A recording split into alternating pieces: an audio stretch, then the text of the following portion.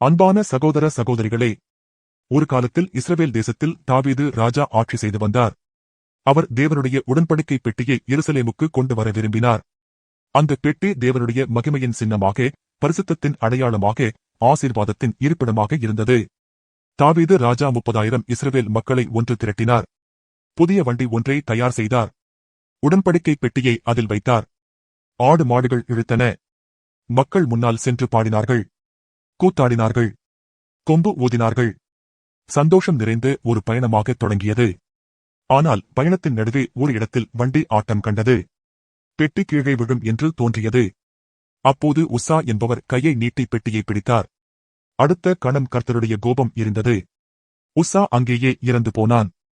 தாவீது ராஜா மிகவும் பயந்து போனார். கோபமும் வந்தது, பயமும் வந்தது.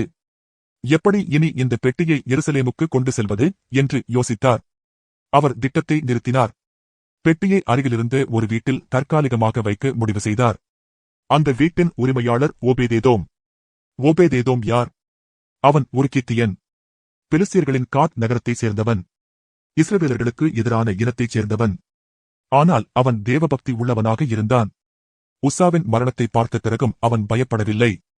தேவனுடைய பெட்டியை தன் வீட்டுக்கு வர அனுமதித்தான். மரியாதையுடன் முழு மனதுடன் வரவேற்றான். அந்த பரிசுத்த பெட்டி ஓபேதேதோமின் வீட்டில் 3 மாதங்கள் தங்கியிருந்தது. அந்த 3 மாத காலத்தில் என்ன நடந்தது என்று பைபிள் சொல்கிறது. கர்த்தர் ஓபேதேதோமையும் அவன் வீட்டாரையும் அவனுக்கு உண்டான எல்லாவற்றையும் பெரிதும் ஆசீர்வதித்தார். 3 மாதங்கள் மட்டுமே. ஆனால் அந்த சிறிய காலத்தில் அவன் வீடு மாறிப்போனது. அவன் குடும்பம் செழித்தது. அவரது தொழில், வாழ்க்கை, உறவுகள் எல்லாம் ஆசீர்வாதம் பெற்றன. அவனுக்கு 8 மகன்கள் பிறந்தனர். அவர்களின் பெயர்கள் ஷிமையா, யோசபாத், யோவா, சாக்கார், நெத்தனேல், அம்மியேல், இசக்கார், பில்லேதாய். இவர்கள் அனைவரும் பராக்கிரமசாலிகளாக, வலிமையானவர்களாக வளர்ந்தார்கள். அவன் வம்சத்தில் 62 பேர் வீரர்களாக இருந்தார்கள். பின்னர் தாவீது ராஜா ஓபேதேதோமின் வீடு ஆசீர்வதிக்கப்பட்ட செய்தியை கேட்டார். அவர் மகிழ்ச்சியடைந்தார். இப்போது பயம் நீங்கியது. தேவனுடைய விதிகளின்படி லேவியர்களால் பெட்டியை தூக்கி எருசலேமுக்கு கொண்டு வந்தார்.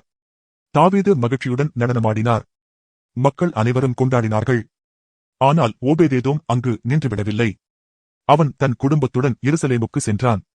தேவனுடைய பிரசன்னத்தில் தொடர்ந்து இருக்க விரும்பினான். அவனும் அவன் மகன்களும் தேவாலய ஊழியத்தில் முக்கிய இடம் பெற்றார்கள். காவலர்களாக, வாசற்காப்பாளர்களாக, இசைக்கலைஞர்களாக சேவை செய்தார்கள்.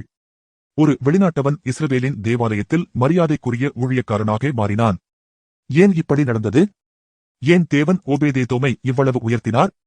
முதலாவதாக, அவன் தேவனுடைய பிரசன்னத்தை வரவேற்றான். பயத்தால் தள்ளி வைக்கவில்லை. எனக்கு என்ன ஆகுமோ என்று யோசிக்கவில்லை. தேவனே என் வீட்டுக்கு வா என்று அழைத்தான்.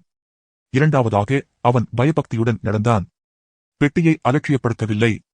மரியாதையுடன், சுத்தமாக, பரிசுத்தமாக காத்தான். மூன்றாவதாக, அவன் விசுவாசம் கொண்டவனாக இருந்தான். தேவன் நல்லவர் என்று நம்பினான். அவருடைய பிரசன்னம் ஆபத்து அல்ல, ஆசீர்வாதம் என்று உணர்ந்தான். நான்காவதாக, அவன் வீட்டை தேவனுக்கு ஒப்புக் கொடுத்தான். அது இனி அவன் வீடு மட்டுமல்ல, தேவனுடைய வீடாக மாறியது. இன்று நம்மிடமும் அதே வாய்ப்பு இருக்கிறது. நம்முடைய இதய வீட்டில் தேவனுடைய பிரசன்னத்தை நாம் வரவேற்கிறோமா? பயத்தால், பாவத்தால், உலக சுமையால் தள்ளி வைக்கிறோமா? தேவனுடைய பிரசன்னம் வந்தால் வறுமை நீங்கும். நோய் போகும். குடும்பத்தில் சமாதானம் வரும். குழந்தைகள் ஆசீர்வதிக்கப்படுவார்கள். வேலை, தொழில் செழிக்கும். வாழ்க்கை மாறும்.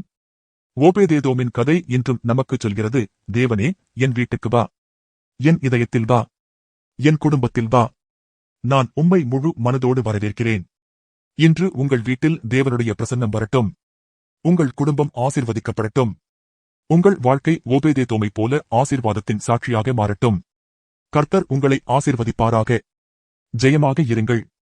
ஆமென்.